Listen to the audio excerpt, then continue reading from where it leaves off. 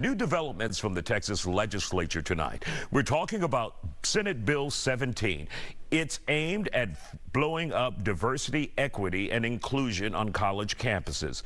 The bill heads to the House for consideration tomorrow, an actual vote, so you need to pay attention to this. Let's talk about it. Representative Ron Reynolds is here from Austin. You'll be going back tomorrow, so you will be there for the vote. I'm sure you'll vote against it, but for those who are wondering exactly what is Senate Bill 17 about? So Senate Bill 17 simply ends diversity, equity, and inclusion programs on colleges and universities that were designed to help colleges be more inclusive for minorities, African Americans, Hispanics.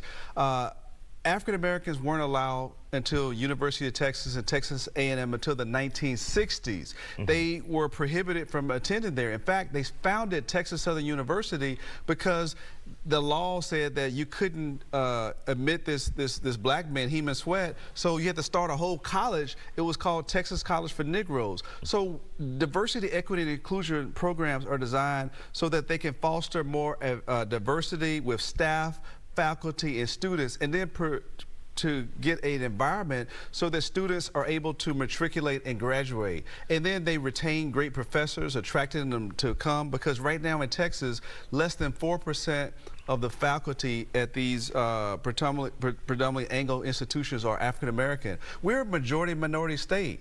So this bill is designed to take us back, Isaiah, take us back to dark days. There's going to be a significant decline in the number of African American and Hispanic students without diversity, equity, and inclusion. So this is a solution in search of a problem.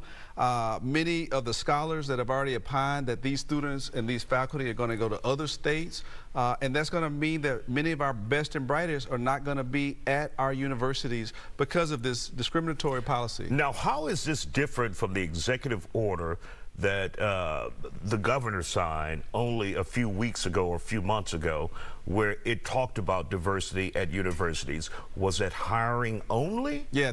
How is that different? So basically, this is enacted into state law. An executive order can be overturned if another governor comes in and says, well, we want to get rid of the executive order, right? But once you enshrine it in law, which they're trying to do with Senate Bill 17, then you would actually have to have the House, the Senate, and then the governor to repeal it. So it makes it much more difficult to get rid of it. And let's talk about what the governor did, though, specifically. Yeah, sure. What did he do when he signed that executive order a few months ago? The governor sent out a memorandum, an executive order to universities, to the presidents of the universities, saying, hey, diversity programs are no longer viable in this state. Basically, it's an advisory. It's not legally binding, but it has some enforcement. But when you enact it into law, then there is no discretion, and if you violate it, then you can be sued, and you can enforce it by court, by an injunction. So basically, if we enact Senate Bill 17, that will be the law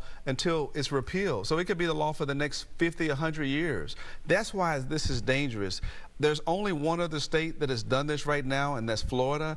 And unfortunately, Governor Abbott has been in competition with Governor DeSantis to see who could be the most MAGA extreme. Governor DeSantis was the first one to get rid of African-American AP and African-American studies in this, quote, anti-wokeness. And Governor Abbott is trying to appeal to the far-right base by doing this because no one else thinks that this is a problem. The Department of Education said it's legal. Governor Abbott's reasoning for doing it, Isaiah, he said this is illegal. But there's no court that said it's illegal. There's no opinion. There's no Department of Education. There's no Justice Department. So this is really gutter politics. He's appealing to the far-right base that want to see anti-affirmative action programs. So it's a solution to a problem that doesn't exist. It does not exist. This is really placating to the far extremists that don't want to see more people who look like us at colleges and universities. They think that we're taking slots away from white people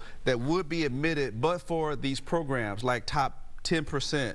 They don't want to see that anymore, because then you're guaranteeing students from Yates will be automatically admitted to the University of Texas or Texas A&M, and they're saying, hey, my kid is at Clements or my kid is at Bel Air, and they were more academically stronger, but your kid got the spot. So that's what it is. They're really playing. And you guys vote on that tomorrow. Out of time, but thank you for coming in to update us. You're headed back to Austin.